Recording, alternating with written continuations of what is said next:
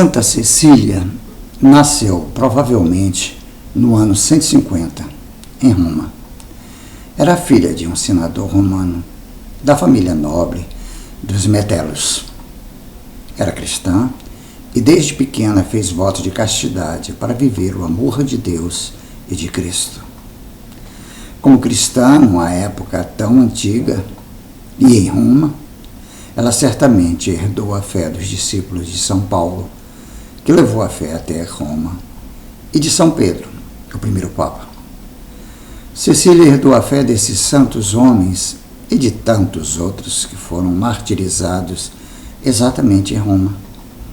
O cristianismo que Cecília recebeu em sua formação era o cristianismo dos mártires, dos heróis da fé. Cecília foi cristã numa igreja perseguida, numa igreja que ainda era minoritária, porém cheia de profunda fé, esperança e coragem. No transcorrer normal de sua vida, quando jovem, ela foi prometida e dada em casamento a um jovem chamado Valeriano. No dia do casamento, ela estava muito triste. Então, ela chamou seu noivo e disse a ele toda a verdade sobre sua fé. Disse que tinha feito voto de castidade para Deus e começou a falar das glórias de Deus e de Jesus Cristo ao jovem, que a ouvia boquiaberto com a força de suas palavras e a convicção que vinha do seu coração.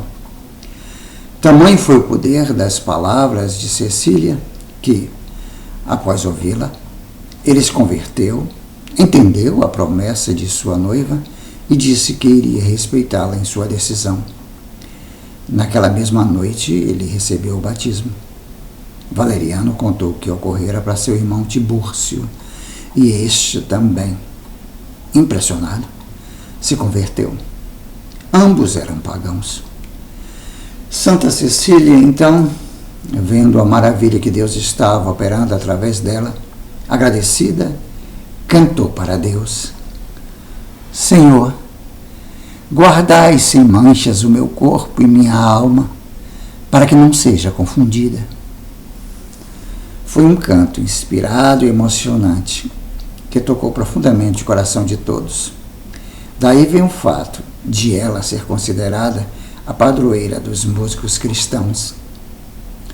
O prefeito de Roma, Turcius Almachios, teve conhecimento da conversão dos dois irmãos e quis o tesouro dos dois irmãos nobres e ricos. Os dois irmãos, porém, já tinham distribuído todos os seus bens aos pobres. O prefeito de Roma exigiu, então, sob pena de morte, que os dois abandonassem a nova fé. Os dois, porém, alimentados com a força do cristianismo nascente e cheios do poder de Deus, não renegaram sua fé. Assim, foram condenados à morte e decapitados. Santa Cecília foi chamada ao Conselho Romano logo em seguida. Isso aconteceu provavelmente no ano 180. O Conselho exigiu primeiro que ela revelasse onde estaria o tesouro dos dois irmãos. Ela disse que tudo já tinha sido distribuído aos pobres. O prefeito, furioso, exigiu que ela renunciasse à fé cristã e adorasse aos deuses romanos. Cecília negou-se, mostrando muita coragem e serenidade diante de todos. Condenaram-a à tortura, mas, estando ela diante dos soldados romanos para ser torturada, ela falou a eles sobre as maravilhas de Deus, sobre a verdadeira religião, sobre o sentido da vida, que é o seguimento de Jesus Cristo. Os soldados, maravilhados com a mensagem que nunca tinham ouvido, ficaram do lado de Cecília, dizendo que iriam abandonar o culto aos deuses. Essas inúmeras conversões foram milagres que Deus operou através de Santa Cecília para que essas pessoas alcançassem a felicidade e a salvação. O prefeito, então, aborrecido e furioso, deu ordens para outros algozes trancarem Santa Cecília num balneário de águas quentes do seu próprio castelo, logo na entrada dos vapores.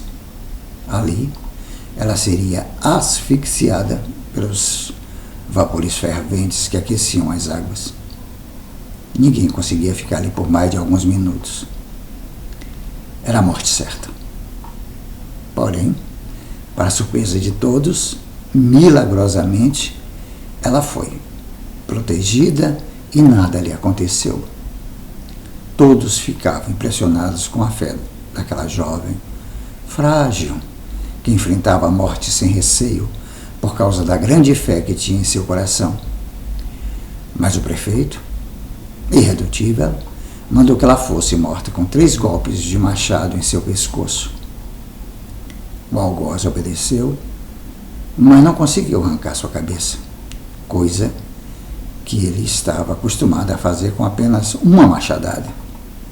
Santa Cecília permaneceu viva ainda por 3 dias, conversando e dando conselho a todos que corriam para vê-la e rezar por ela.